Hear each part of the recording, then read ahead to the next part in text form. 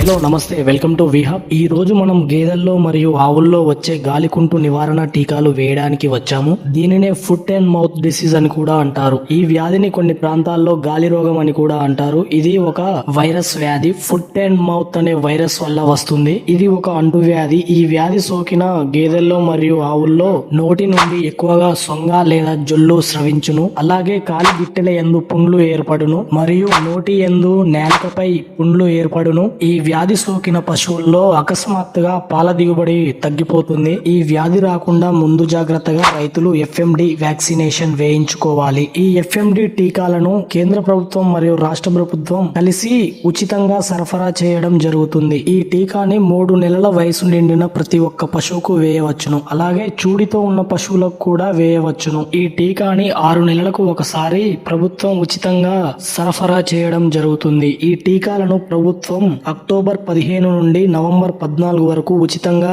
వేయడం జరుగుతుంది. ఇట్టి అవకాశాన్ని పాడి రైతులు సద్వినియోగం చేసుకోవాలి.